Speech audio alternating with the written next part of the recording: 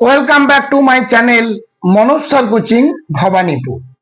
ক্যালকাটা ইউনিভার্সিটির সেমিস্টার 2 তে যারা ফিলোজফি সিসি কিংবা GE2 সাবজেক্টটি রেখেছিলে এবং সাপ্লি পরীক্ষায় বসতে চলেছ, তাদের জন্য এই ভিডিওতে আমি 15 মার্কের এবং 5 মার্কের প্রশ্ন আলোচনা করছি।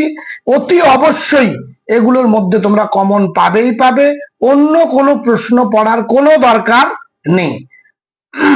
একমাত্র CBCS সিস্টেমে যারা সাপ্লি পেয়েছিলে ফিলোজফি সাবজেক্টটি, তাদের জন্য এই ভিডিও একমাত্র। তোমাদের 15 মার্কের 2টি প্রশ্ন এবং 5 মার্কের 5টি প্রশ্ন এবং 1 মার্কের 10টি প্রশ্নের উত্তর দিতে হয়। আমি এই ভিডিওতে মাত্র 4টি প্রশ্ন 15 মার্কের জন্য ইম্পর্টেন্ট হিসেবে দিয়েছি। দুটো অবশ্যই তোমরা কমন পাবে। যারা আমার চ্যানেলে নতুন তারা মনোজ স্যার কোচিং ভবানীপুর চ্যানেলটি সাবস্ক্রাইব করো এবং পাশের বেল আইকনটি ক্লিক করে রেখো, যাতে নতুন কোনো ভিডিও আপলোড করলে সহজেই তার নোটিফিকেশন পেয়ে যাবে। 15 মার্কের জন্য এগুলো মোট 4টি অধ্যায়, প্রতিটি অধ্যায় থেকে 2টি করে প্রশ্ন দেওয়া আছে। তার মধ্যে যে প্রশ্নটি আসার সম্ভাবনা একেবারে 100%, সেটির কাছে আমি স্টার চিহ্ন দিয়েছি। স্টারগুলো অতি অবশ্যই তোমরা ভালোভাবে তৈরি করবে, তারপর অন্যগুলো তোমরা পড়বে। 1 দাগের প্রশ্ন 15 মার্কের জন্য। তোমরা তো জানো তোমাদের কোয়েশ্চেন পেপার হচ্ছে 65 নম্বরের। তার মধ্যে 1 দাগে যে প্রশ্নটি একেবারে তৈরি করবে, একবারে ঠোঁটস্থ করে নেবে, জ্ঞানের উৎপত্তি সম্পর্কে কান্টের বিচারবাদ আলোচনা করো। এই প্রশ্নটি ভেরি ভেরি ইম্পর্টেন্ট। 2 দাগ, জ্ঞানের উৎপত্তি সম্পর্কে বুদ্ধিবাদী বা অভিজ্ঞতাবাদীদের মূল বক্তব্য আলোচনা করো। এই 2টি প্রশ্ন প্রথম চ্যাপ্টারের। এই দুটির মধ্যে প্রথম প্রশ্নটি একেবারে ভেরি ভেরি ইম্পর্টেন্ট। 2 দাগ অর্থাৎ দ্বিতীয় চ্যাপ্টার থেকে, প্রতিরূপী বস্তুবাদ বলতে কি বোঝো? লকের প্রতিরূপী বস্তুবাদ সবিচারে আলোচনা করো। এই প্রশ্নটি ভেরি ভেরি ইম্পর্টেন্ট।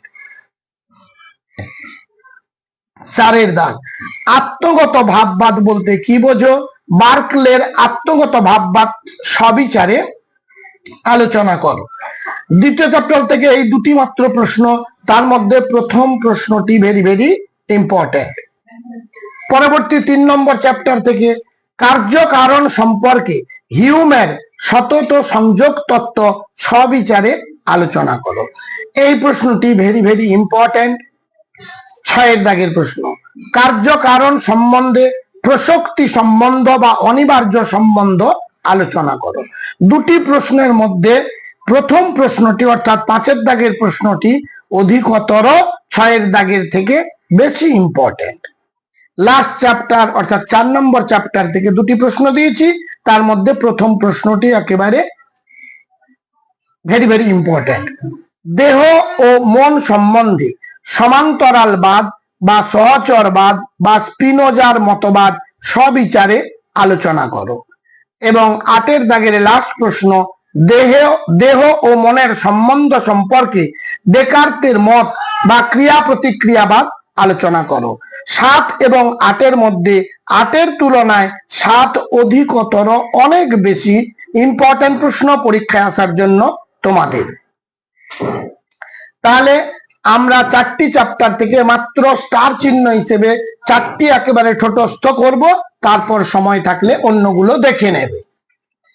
এবারে 5 মার্কের জন্য যে প্রশ্নগুলো তোমরা তৈরি করবে, দেখো বেশি প্রশ্ন দেওয়া নেই, মাত্র 6টি প্রশ্ন দেওয়া আছে। 1 দাগের প্রশ্ন, উদাহরণ সহ বিভিন্ন প্রকার জানা শব্দের অর্থ ব্যাখ্যা করো। 2 দাগ, অস্তিত্ব প্রত্যক্ষ নির্ভর, এই উক্তিটি কার? কথাটির তাৎপর্য কি?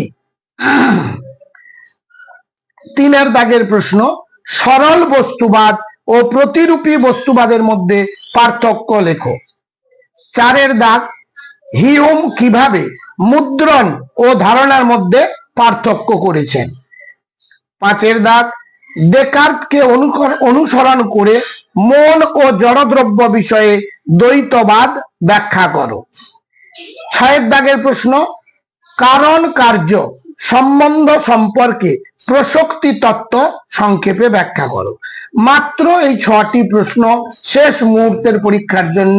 তোমরা অনেকেই রিকোয়েস্ট করেছিলে ফিলোসফি জেনারেল সেমিস্টার 2 তে সাপ্লি দেবে যারা, তাদের জন্য কিছু প্রশ্ন বলে দিতে এই ভিডিওতে আমি আলোচনা করে দিলাম। তোমরা প্রশ্নগুলো দেখো এবং তৈরি করো, এর মধ্যে তোমরা 100% কমন পাবে। অন্য কোনো প্রশ্ন পড়ার কোনো প্রয়োজন নেই, বারবার করে বলে দিলাম। এরপর 1 মার্কের যে 10টি প্রশ্নের উত্তর দিতে হয়, যদি তোমাদের প্রয়োজন হয় তাহলে কমেন্ট করে জানিও, আমি চেষ্টা করব প্রশ্ন সহ উত্তর লিখে দেবার জন্য কিছু। আজ তাহলে এই পর্যন্ত।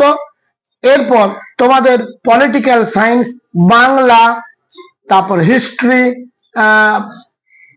আরো অন্যান্য ইকোনমিক্স, এই সমস্ত সাবজেক্টের জার্নালিজম এন্ড মাস কমিউনিকেশন, এই সাবজেক্টগুলোরও সাজেশন দেওয়া আছে, তোমরা চ্যানেলে ঢুকে দেখে নিতে পারো। আজ তাহলে এই পর্যন্ত, দেখা হবে পরবর্তী ভিডিওতে।